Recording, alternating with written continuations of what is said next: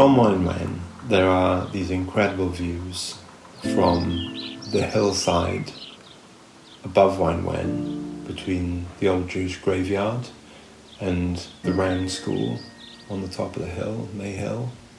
You can see the entire bay, and you can see right up the valley as well. And I guess actually you were witness to the kind of change and growth of Swansea, from things like the building of the barrage to later on the building of the Liberty Stadium, to just being able to see certain buildings that went and certain buildings that were raised. And you're always quite aware of the coming and going from Swansea, really, because you could see the ships leaving in and out of the port, and you could see the trains leaving up and down the train tracks from the station. Swansea, and I guess it was the same with any town, and maybe because you were kind of, free to roam and kids were out playing and hanging out, but there was absolute kind of tribal sort of lines around the district of every area, and Waun Wen was your territory. I suppose my memories start with when I started school when I was 5, because then you walk down that direction, you walk down the street to school, and then you walk past everybody's houses, and it very much was a place of people playing football and other things in the street, and everybody being out in the street, and the old people sitting on the doorsteps waiting for everybody to go past and chat, and all the children out in the street, and all the grown-ups kind of gossiping out in the street. And there wasn't very many cars, pretty much an open view for people sitting on doorsteps, and open road for people playing football. And I believe that somebody down the street was a lorry driver and had a lorry that he parked there. What health and safety back then? No, we'd be climbing, running, jumping, throwing. You wouldn't give it a thought. There used to be a little off licence in Baptist Swell Street, a little front of a house, and they'd sell sweets and crisps, and we used to gather outside there. But no, everybody looked for each other. Yeah, you were just kind of left to your own devices, really, and sort of, it was kind of very free and very, very different to now. I mean, you don't even see kids playing even on the street outside their houses. But we would, just roam and adventure and have fun, really, and you just follow your imagination, I suppose. And you always remember the sense of kind of community. There was infinite amounts of time for people to chat to each other and to old people, and any of the children could wander in and out of anybody else's houses.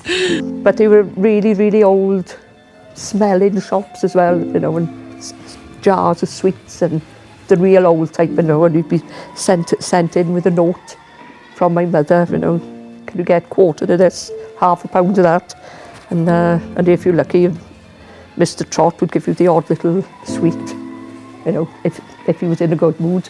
But but it was very, very friendly, as I recall it. Yeah, there was an old man down the end of the street that had a bad reputation, and everybody would go, well, don't go into his house, or don't go near him, sort of thing. Everybody knew who he was, and you just don't go there. I think the boys' club at the top was part of our territory, and yes, I remember. The thing we mainly remember is the majorettes or marching bands practising up there, and you'd hear that sound coming down quite a lot, and occasionally they would march up and down the street like in Twin Town. In this park here, we used to have a marching band, Waun Wen Wanderers. I was a Waun Wen Wanderer, and that was big in the late 70s, and it was a big organisation for this park, and run by a local newsagent, Aggie Lane. And it was just something that the whole community got behind, and so we would meet and then go and compete all over Swansea. But I don't know when that stopped. When people fell out of love with marching bands. Climbing the old kind of quarry rocks and stuff. We used to climb around a lot. You've got what we called the Bats Cave in the quarry, like below the old Swansea Boys and Girls Club, which is burnt down now, sadly. And that was still kind of like a working space at that time. It had like a gymnasium in it. Through the summers, they would actually put on kind of youth clubs and stuff, and there was always good people that cared about the kids and tried to put stuff on.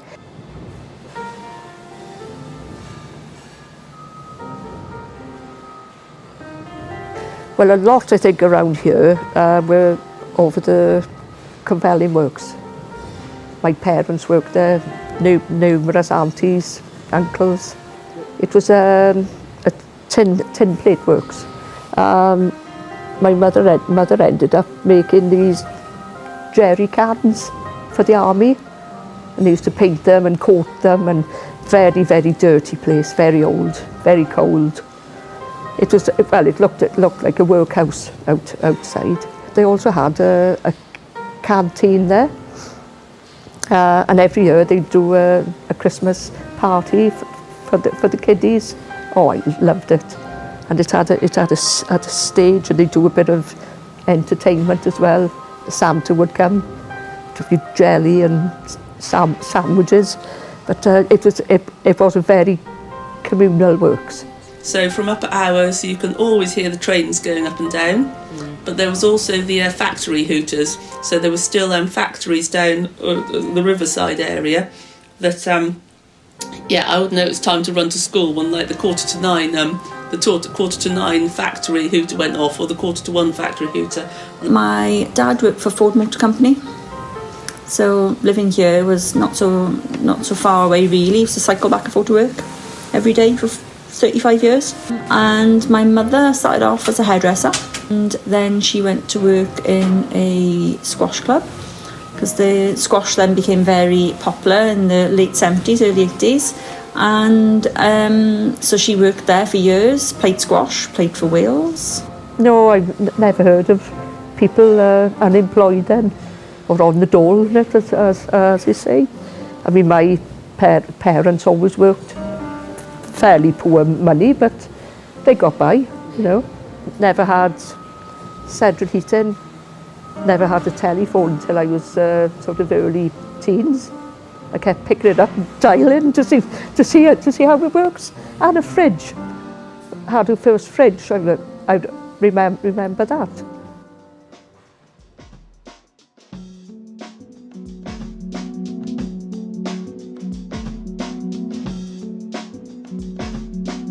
And obviously car crime was a big problem, and that was quite prevalent in the Waun Wen and May Hill area. There was always some sort of car burning as a hobby, or it was where boys would come and roll cars down the hills and set fire to them, or there was some joyriding and all that sort of thing. Not cars getting stolen from the area, obviously, but the kids going and taking them from other areas. I don't think the kids were bad kids. You know what I mean? They're just kind of like not trying to hurt anyone. They're just getting their kicks. So in the mid-80s, we signed a petition, or got a petition together, led by Rosita, actually, Rosita Perkins. And she was always very kindly towards the kids, and could see that everyone was really into skateboarding. Like, we were really into skateboarding at the time. Loads of kids from the street, and BMXing and all that kind of stuff that was big in the 80s. But of course that, 30 to 40 years later is still an ongoing concern in Swansea, isn't it? I guess subgroups maybe not really being well understood, that it's actually like a very important part of culture and not just a kind of phase or fad. I read the Wales Online thing about Waun Wen, and I think it was a little bit harsh, because that's not the community it was. And I don't think it is actually the community that is at the moment either. I think it gave the area a really bad, an account of something that isn't real. And I think if you speak to a lot of people here and show them that article, they will say, that's not where I live. Absolutely not. I know there was that riot that happened, that isolated incident last year, and that is then made this whole community an association of something awful that's happened. There are still a lot of old neighbours, older people then. So obviously now there's a lot of new people. They come, they go, so you don't know anybody.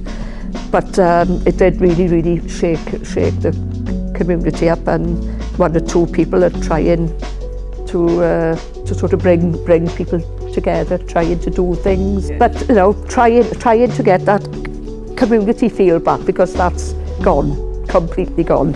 Living on the main road, in a way, I'm lucky. We don't see a lot. Everything's up the hill, but it could certainly do with a bit of regeneration for the young people, teens mainly.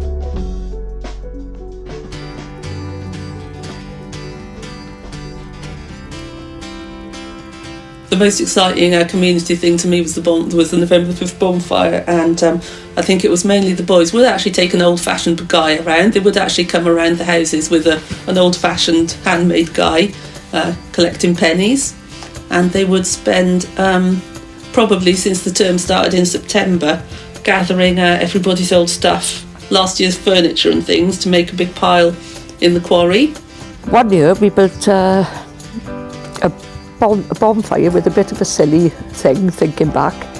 We made a den first, and then we built around it anything from neighbours, any old tables, doors, furniture.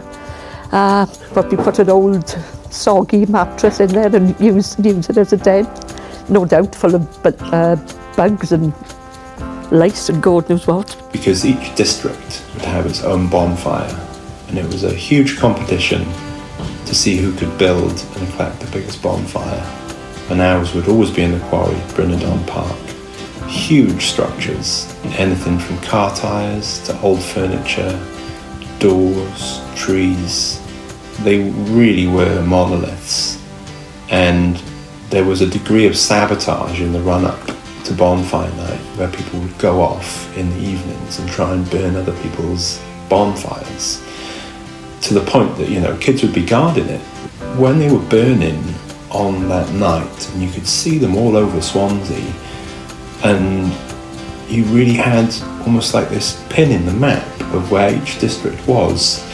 Kilby Hill, right up the valley, and sort of right across Swansea, really. And we took great pride in it. Some years we would start collecting months beforehand. An astonishing endeavour. As I said, I've loved living here. It's all I've known. But with the COVID and the NHS, people would be out once a week clapping. I think something like that has brought a lot of people together, not just here, anywhere, because you never see neighbours these days. You're either in work or they keep to themselves. You don't know them. Like I say, it's bizarre that I don't see people. I see more people now on a screen than I would have any other time. But years ago, they could only, like I say, knock for somebody. If somebody rang somebody, you could ring the house phone, and then your parents would have a lock on the phone to stop you ringing anybody else. It's funny how things changed, and now you have a virtual account of your friends. A lot of people in my friendship group, they're all over the place. Not many have stayed. They've all moved, obviously, out to their parents. Well, it was a lot of old people when we moved in the 70s. Then as they died, houses got sold, young families moved in. And now we're the old people.